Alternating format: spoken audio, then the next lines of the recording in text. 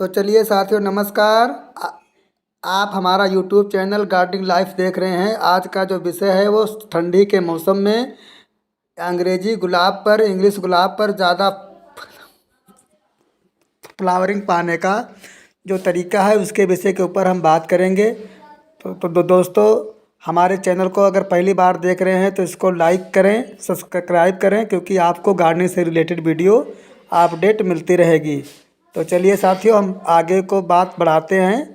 तो ये स्क्रीन पर जो प्लांट देख रहे हैं ये करीब 2 साल पुराने हमारे अंग्रेजी गुलाब तथा कुछ देसी गुलाब के प्लांट हैं, जो कि 10 इंच मिट्टी के पॉट में मैंने इसको ग्रो कर रखे हैं। अभी बदलते हुए मौसम में इसके जो अंदर कुछ खास फर्टिलाइजर के बारे में बताएंगे, जो कि आप भी अपने गमले में इस्तेमाल कर कर लाखों हजारों फूल बड़े आसानी से पा सकते हैं। क्योंकि हमारे बहुत से दोस्त का कमेंट होता था कि हम नर्सरी से इंग्लिश गुलाब लेके आते हैं, लेकिन उसके अंदर जब नर्सरी से फूल आते हैं घर में हमारे फूल नहीं निकलते हैं, और फूल निकलते हैं तो बहुत छोटे साइज हो जाते हैं। तो देखिए साथियों, जिस तरह से सबसे पहले हमें छोटा हो या बड़ा हो, अपने जगह के अनुसार 10 इंच, 12 इंच, 14 इंच गमले का सबसे पहले डिसाइड करना चाहिए। उसके बाद हमें देखिए, अगर इस प्रकार से आपने गमले लगा रखे हैं मिट्टी के, तो मेरे देखिए इस छोटे से गमले में, जो कि 12 इंच का कह लीजिए गमला है, और इसको रिपोर्टिंग हम बरसात के मौसम में कर देते हैं या फिर सर्दियों में कर देते हैं। तो अगर आपने रिपोर्टिंग नहीं करी है तो अभी भी रिपोर्टिंग कर सकते हैं। अगर रिपोर्टिंग कर रखे हैं तो कुछ नहीं, सबसे पहले इसकी हमें गहरी गुड़ाई करनी होती है। तो बढ़िया खुरपा से, पतले वाले खुरपा से, या इस प्रकार से कुछ गहरी गुड़ाई आप कर सकते हैं। गहरी गुड़ाई करने से जड़ें काफ़ी साफ़ हो जाएंगी, और जो फालतू के कूड़ा कबाड़ा है, सूखे पत्तियां, वो हमें इसको रिमूव कर देना चाहिए, निकाल देना चाहिए।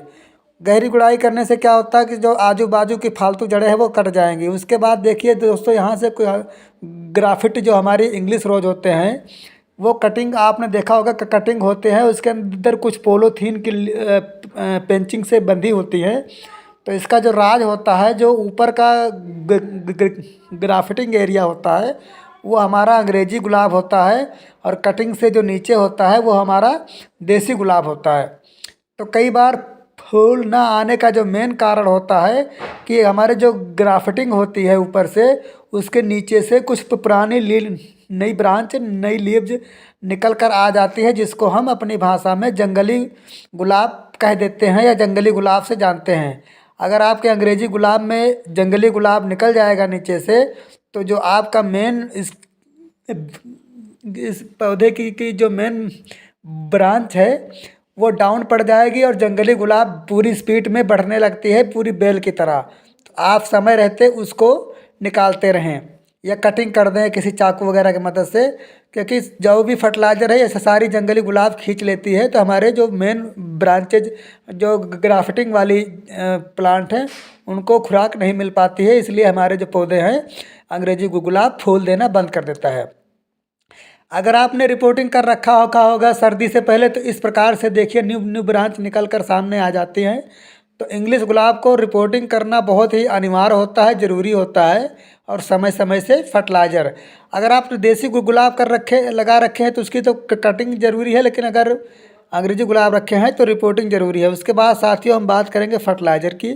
देखिए हमारे हाथ में 4 फर्टिलाइज़र मैं आपको दिखा रहा हूँ। 4 फर्टिलाइज़र में से ये 2 आप देख रहे हैं, ये है हमारा DAP का कुछ दाना।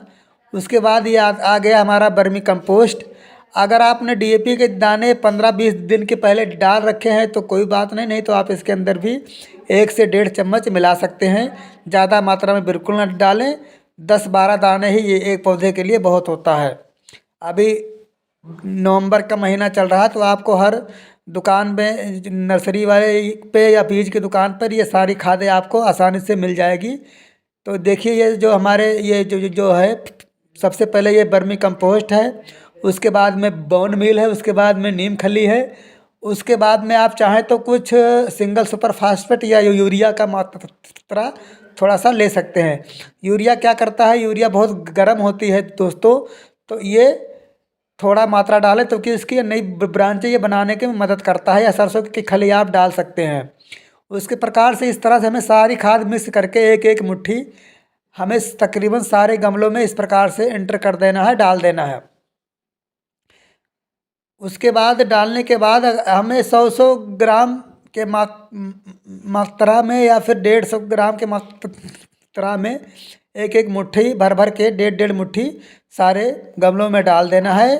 और गमलों को डालने के बाद इसकी दोबारा आप चाहें तो दोबारा से गुड़ाई कर सकते हैं गहरी। इससे क्या होता है कि हमारे ये जड़ों में जाके मिट्टी में मिक्स हो जाएगा और जड़ों में हमारी ये फर्टिलाइज़र खाद मिक्स हो जाएगी, एंटर कर जाएगी।